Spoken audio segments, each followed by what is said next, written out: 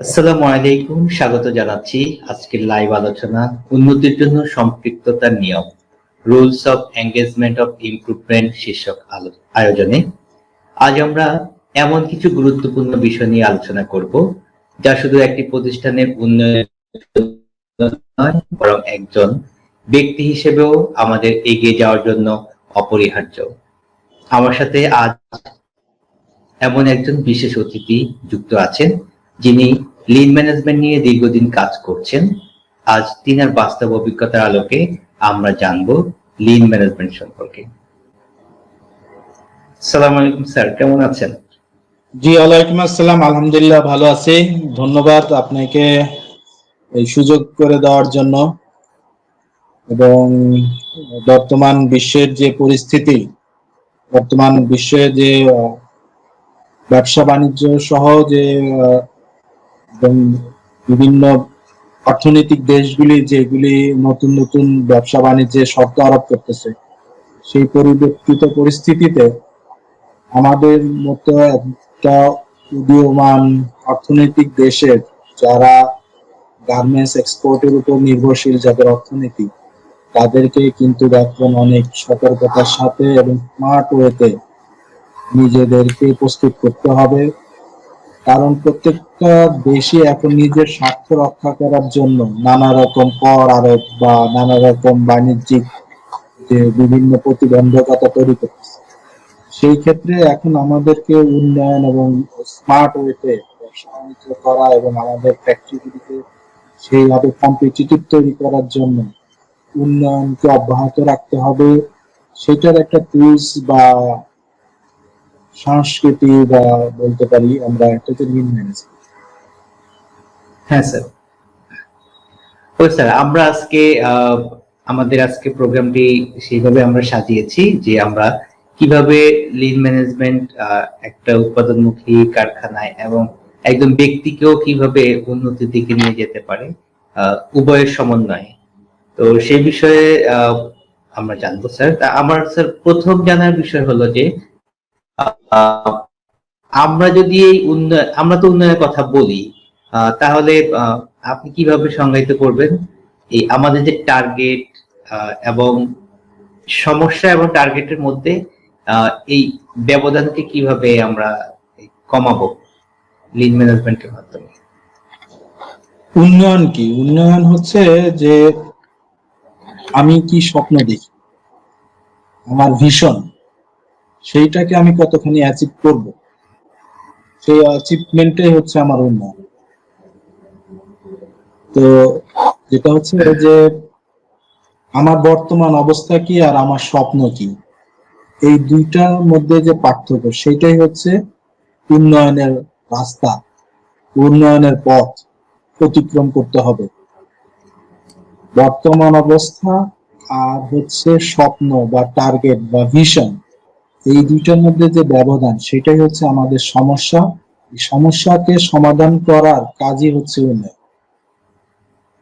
আর সেই জন্য Lin manufacturing একটা টুলস, শুধু টুলসই বলবো না, এটা একটা অভ্যাস, একটা মনোভাব।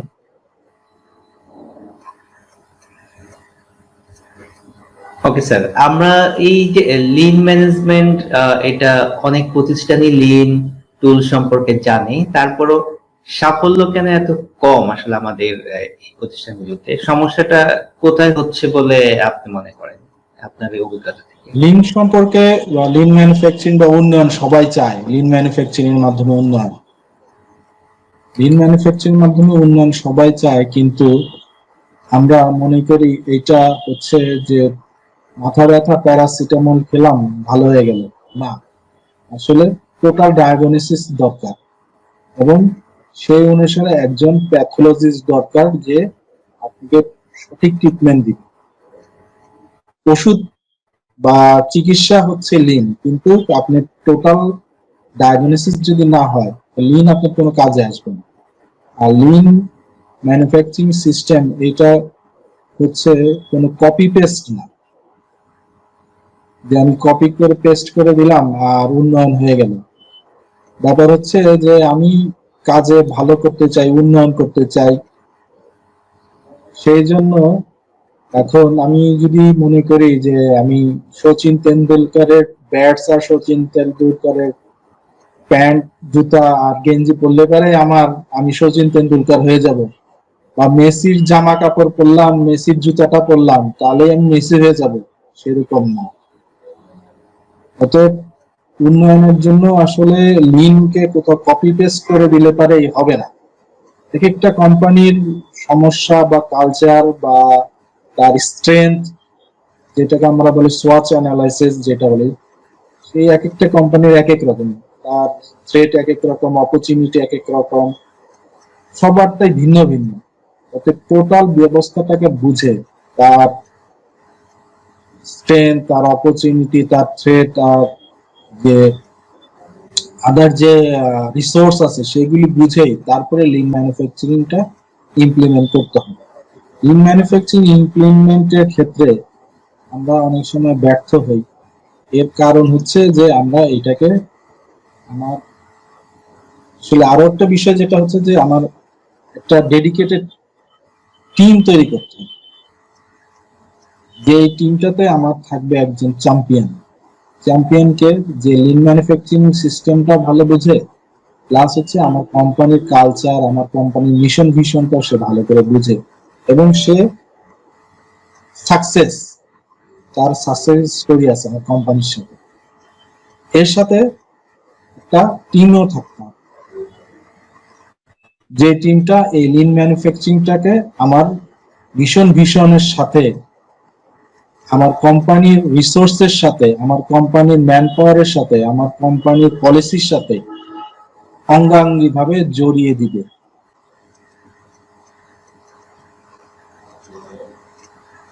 স্যার, আমরা আসলে অধিকাংশই স্যার যেটা লিনকে একটা টুলস হিসাবে কি আমরা দেখবো, একটা মেথড হিসাবে, নাকি এটা কোনো যে কালচারাল কোনো বিষয় আছে, যেটা আপনি বলেছেন যে একটা অভ্যাস, তো এটাকে যদি স্যার আরেকটু বিস্তৃত করতেন, কিভাবে আসলে এটা আমরা শুধু মেথডের চিন্তা ভাবনার মধ্যে না রেখে আমরা বাস্তবে প্রয়োগ করতে পারি। আরো মানে লিন ম্যানেজমেন্টের আসলে কিছু স্পেসিফিক আপনি যদি তার প্রথম কোনটা দিয়ে আমরা শুরু করতে পারি, যে যেই কারণে আসলে আমরা ব্যর্থ হই, যে হয়তো সুশৃঙ্খল ভাবে আমরা কাজগুলো করতে পারছি না, এরকম কোন টিপস আছে কি আপনার ইয়েতে? বাজারে যেরকম আমরা গেলে পারি নানা রকম প্রেসক্রিপশন ছাড়াই অনেক ওষুধ খাই, পেটে ব্যথা, মাথা ব্যথা, বা নানা রকম আমাদের ডিসপেন্সারিতে অনেক রকমের ওষুধ পাওয়া যায়, আমরা কিনে খেয়ে ফেলতেছি, কিন্তু এটা আমাদের ইন্টারনাল অর্গানে অনেক ক্ষতি করতেছে। ঠিক একইভাবে আমরা লিন ম্যানুফ্যাকচারিং টুলস গুগলে সার্চ করলে পারে হাজার হাজার টুলস পাবো, সব বিভিন্ন সিস্টেম পাবো। সেই টুলস গুলি আমরা মনে করতেছি যে এগুলি ব্যবহার করলে পারে আমি লিন ইমপ্লিমেন্টেশন করে ফেললাম। বাজার থেকে যেরকম ওষুধ কিনে খেলে যেরকম আসলে সত্যিকারের ওষুধ ভালো হবে না, ঠিক একই রকম হবে। এর সাথে সাথে হচ্ছে কি যে লিনটা আসলে কোনো টুলস না, এর মধ্যে কিছু টুলস আছে, এটা টুলস না, এটা একটা হচ্ছে কালচার, এটা একটা সংস্কৃতি, এটা একটা অভ্যাস, এটা একটা বিশ্বাস। এটা প্রতিনিয়ত আপনার ধ্যান জ্ঞান অভ্যাসের মধ্যে যদি না আনতে পারা যায়, তাহলে এই সাফল্য কোনোভাবে আসবে না। লিঙ্কটাকে করতে হবে আমার কোম্পানির কালচারের সাথে মিলিয়ে, এইটাকে পরিবর্তন করে আমার কোম্পানির সংস্কৃতি, আমার ওয়ার্কারের সংস্কৃতির সাথে মিলিয়ে আমি লিনটাকে আমার মতো করে বাস্তবায়ন করার যে পদ্ধতি, সেটা যদি আমরা নিজেদের মধ্যে আনতে না পারি, তাহলে আমরা লিনকে বাস্তবায়ন করতে পারবো না। আমরা আমেরিকান সংস্কৃতি বাংলাদেশে কপি পেস্ট করলে যেরকম আমরা আমেরিকান হয়ে যাব না, ঠিক তেমনই আইফোন ব্যবহার করলেই আমরা যেমন আমেরিকান হয়ে যায় না, আমরা আমেরিকান জামা কাপড় পরলে যেমন আমেরিকান হয়ে যায় না, ঠিক তেমন ভাবেই লিনের সিস্টেমগুলি বা টুলস গুলি ব্যবহার করলেই আমরা লিনের যে সাফল্য সেগুলি পাবো। স্যার এটাকে যেহেতু আমাদের হ্যাঁ স্যার বলেন। এটাকে আমাদের সংস্কৃতির সাথে মিলাই নিতে হবে, আমার অভ্যাসের সাথে মিলাই নিতে হবে। হ্যাঁ স্যার, যেহেতু এটা তবেই তাহলে কোনো আসলে খণ্ডকালীন কোনো বিষয় না, এটা লম্বা প্রক্রিয়ার বিষয়। এটা তাহলে বাস্তবায়ন আসলে একটা প্রতিষ্ঠানের মূল ভূমিকায় স্যার আসলে কারা থাকবে? মানে এই লিনটা উদ্যোগটা হচ্ছে আসলে যে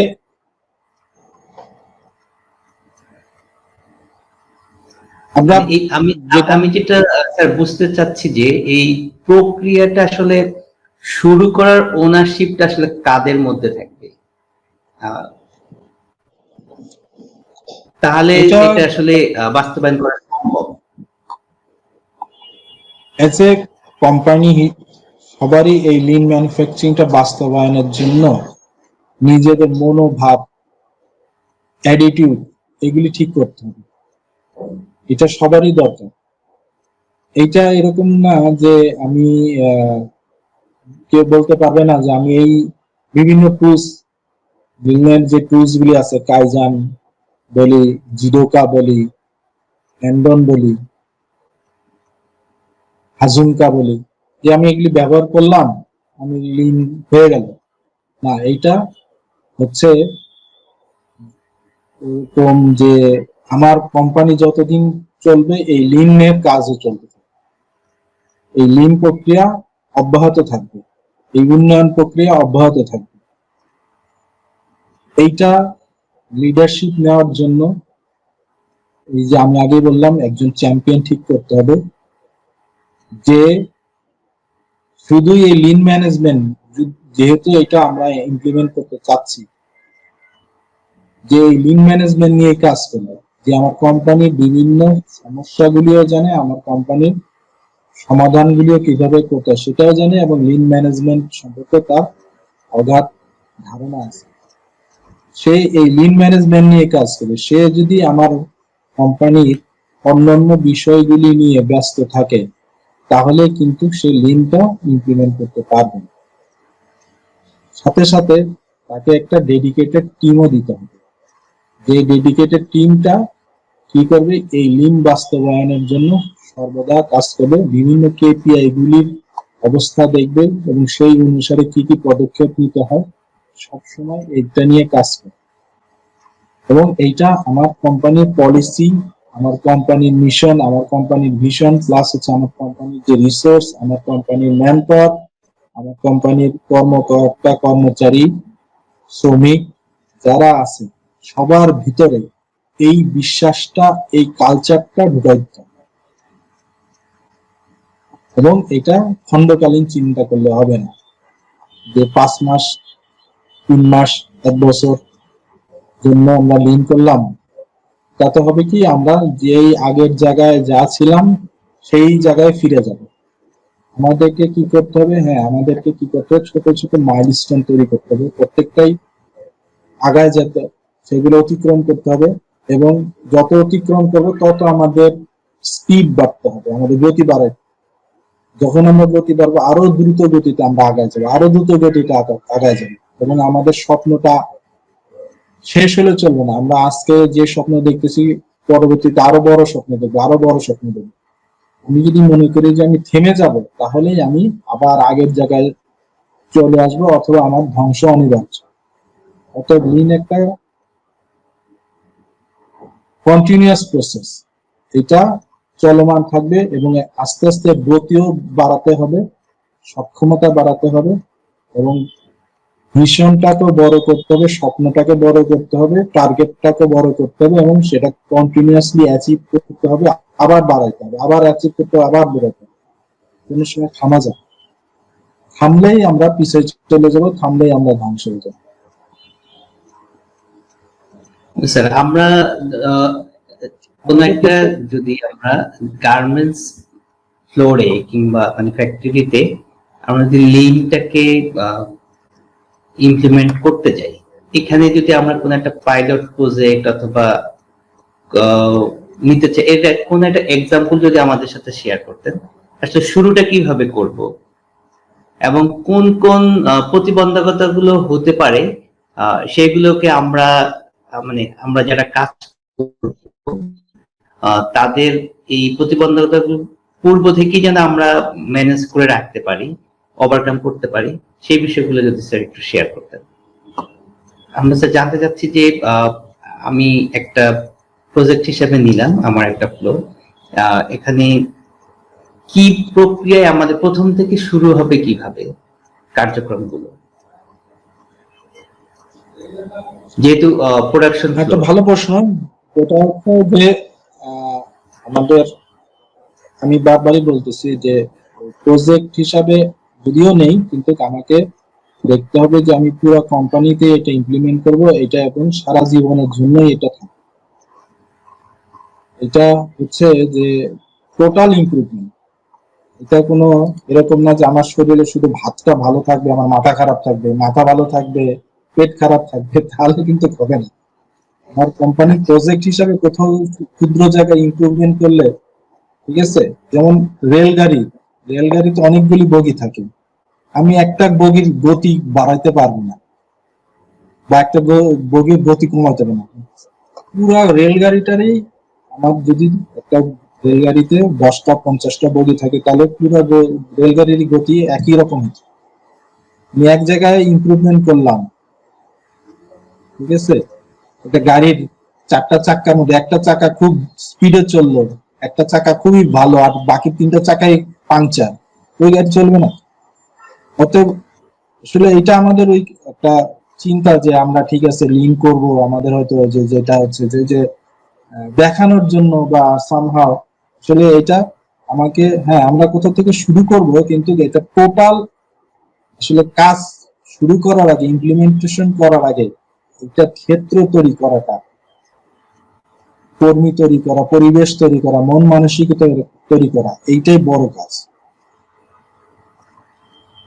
আপনি না হলে বারবারই কিন্তু আমরা যে প্রজেক্ট হিসাবে ছোট ছোট যদি প্রজেক্ট হিসাবে একটা লাইনে শুরু করি, 7 দিন 10 দিন 1 মাস করব, তারপরে কিন্তু দেখা যাবে যে ওই লাইনটা, কারণ আমার ফ্যাক্টরিতে আরো 20টা লাইন আছে, ওই লাইনের সাথে তখন কি হবে, এই লাইনের কালচারটা ঠিক থাকবে। এতে হয় কি যে খুব একটা ভালো সাফল্য আমার জীবনে আমি আসলে পাইনি, কারণ হচ্ছে কি যে আমাকে শুরু করতে হবে, সবাইকে একসাথে নিয়েই শুরু করতে হবে, এবং তার আগে মন মানসিকতা, সবারই মন মানসিকতা। না হলে ওই একটা লাইন, আসলে একটা লাইন তো লাইন না, এটার সাথে আপনার ব্যাকওয়ার্ড লিঙ্কেজ অনেকগুলি প্রসেস আছে, ফরওয়ার্ড লিঙ্কেজ অনেকগুলি প্রসেস আছে, টোটাল আপনার অন্য অন্য আদার্স ডিপার্টমেন্ট আছে যারা ওই লাইনে নাই, তারাও যদি এই কালচারের সাথে অ্যাডাপ্ট না হয়, আপনি ওই লাইনে কোনো ইমপ্রুভমেন্ট আসবে না। অতএব এটা টোটাল কালচার হিসাবে নিয়ে একদম প্রথম A to Z সবাইকেই মন মানসিকতা নিয়ে শুরু করতে হবে। আপনি শুরু করতে পারেন এক জায়গায়, কিন্তু অন্যান্য জায়গা যেগুলি আছে লাইনের বাইরেও, একদম মার্চেন্ডাইজিং, আপনার প্রকিউরমেন্ট, আপনার অ্যাডমিনিস্ট্রেশন, আপনার HR, আপনার সিকিউরিটি, আপনার বলেন, কাটিং সুইং, ফিনিশিং, সব ডিপার্টমেন্টেই, আমরা যেহেতু গার্মেন্টস এর কথা বলতেছি, তাহলে র সব জায়গায় মেটেরিয়াল যদি আপনি সাপ্লাই। এই লিডার ইয়েতে না আসে, তাহলে কিন্তু আপনি যদি একটা লাইনে এটা কোনোদিন ইমপ্লিমেন্ট করে সাফল্য আসবে না, এটা একটা ওই আগের জায়গায় ফিরে আসবে।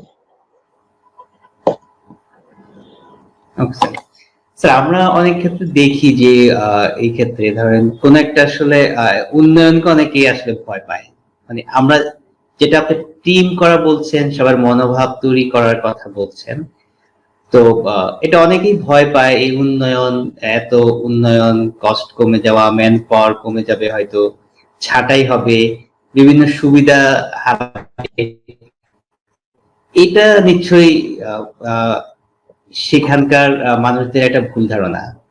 তো এই ধারণাকে স্যার ভুল হিসাবে, যে এটা যে ভুল এবং এটা ওভারকাম করে উন্নয়নের সাথে তাদেরকে সম্পৃক্ত হওয়ার জন্য আপনার পরামর্শগুলো কি থাকবে সেখানে? আমাদেরকে আমাদেরকে যে লিন বাস্তবায়ন করার সময় এটা প্রতিরোধ আসবে, আমাদের এটার জন্য কেউ প্রতিশোধও নিবে। আমরা যখন বাস্তবায়ন করতে যাব, তাদের কিছু সমস্যা হলে সে প্রতিশোধও নিবে স্বাভাবিকভাবে, এগুলি মাথায় রাখতে হবে। তো প্রতি বিপ্লব হবে, আপনি যখন বিপ্লব শুরু করবেন, পরিবর্তন মানে তো বিপ্লব, বিপ্লব শুরু করবেন তখন প্রতি বিপ্লব হবে। এই বিষয়গুলি কজ এন্ড ইফেক্ট অ্যানালাইসিস, আপনার কি ধরনের প্রতি বিপ্লব, প্রতিশোধ, প্রতিরোধ আসতে পারে, সেইগুলি আগে থেকে অ্যানালাইসিস করে যদি আমরা না নামি, তাহলে আমরা কিন্তু ব্যর্থ হব। লিন বা উন্নয়ন মানেই আমরা অনেক সময় মনে করি যে আমার সুবিধা কমে যাবে, আমার সুযোগ কমে যাবে, আমার কাজ বেড়ে যাবে, লোক কমে যাবে। বাস্তবতাটা সেটা না। লিন বা উন্নয়ন মানে হচ্ছে যে আমি আরো স্মার্টলি কাজ করব, আমি অপচয়টা কমায় ফেলব, কিন্তু আমার সুযোগ সুবিধা কমবে সেটা বিষয়ে কিন্তু লিন কাজ করতেছে না। লিন মানে হচ্ছে যে আমাকে আরো সুযোগ সুবিধা দিবে, আমি যদি স্মার্টলি কাজ করি আমার সুযোগ সুবিধা বাড়বে। আমি আমার বাংলাদেশে যেরকম এখন যে মেট্রো রেল চলতেছে, সুযোগ সুবিধা বাড়তেছে, তাই বলে আমি আরো দ্রুত সামনে যেতে পারতেছি, কিন্তু আমাদের অন্যান্য যে ট্রান্সপোর্ট তাদের তো তেমন কোনো ক্ষতি হয়নি, তারা এরকম বসেও যায়নি।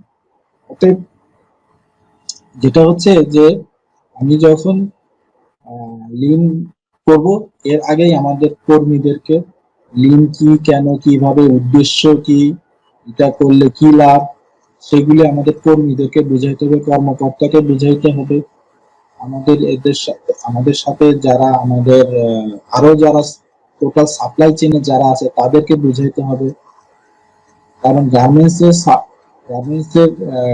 যে সাপ্লাই চেন টোটাল যে সময়টা, ম্যানুফ্যাকচারিং এর বাইরেও কিন্তু পুরো লিড টাইমে অনেক বড় সময়। লিড টাইমে আমরা যদি ধরি, সাপোজ ধরেন 60 দিনও ধরি, তাহলে আমার ম্যানুফ্যাকচারিং টাইম কিন্তু 60 দিন না, ম্যানুফ্যাকচারিং টাইম হয়তো টোটালি যে হয়তো 10 দিন বা বেশি হলে 15 দিন।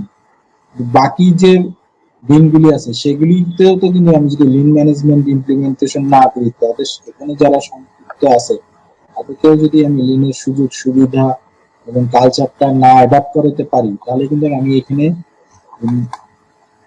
15 দিনে এসে কিন্তু বেনিফিটটা পাবো না।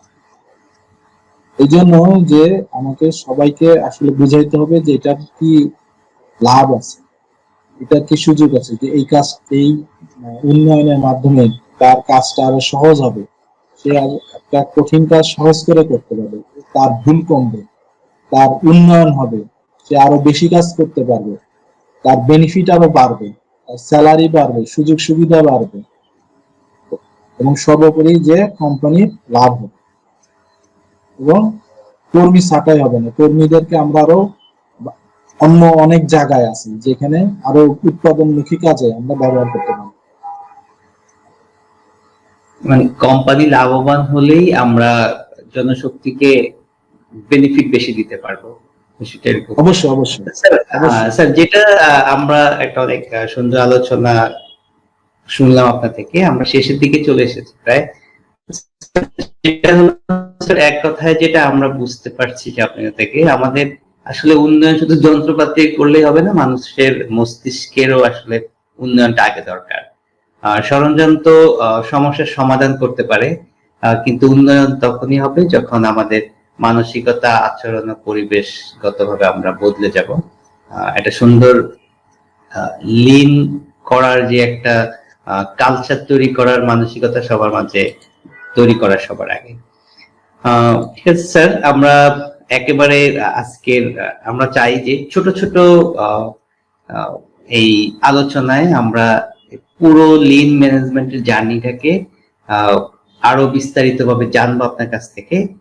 পরবর্তীতে আরো আমাদের যে কয়টি সেশন প্রয়োজন হয়, আমি আশা করব আপনি আমাদেরকে সেই সময়টা দিবেন ব্যস্ততার মাঝেও। তো আজকে স্যার আমরা এই পর্যন্তই রেখে শেষ করতে চাচ্ছি। আপনাকে আন্তরিক ধন্যবাদ। আবার আমাদের দেখা হবে পরবর্তী কোনো একই সাবজেক্টের নতুন আরেকটি সেশনে। তো প্রিয় দর্শক, ধন্যবাদ। আপনাকে হ্যাঁ, স্যার। ধন্যবাদ। আর সর্বশেষ আমি যেটা বলতে চাচ্ছি, আমরা যদি লিনের জার্নি শুরু করি, তাহলে আমাকে আগে এটা মনে করতে হবে যে এটা কোনো টুলস না, এটা হচ্ছে কালচার, এটা হচ্ছে অভ্যাস, এটা হচ্ছে বিশ্বাস, এটা হচ্ছে সংস্কৃতি। তাহলেই আমি লিন বাস্তবায়ন করতে পারবো। ধন্যবাদ। ওকে স্যার, ধন্যবাদ।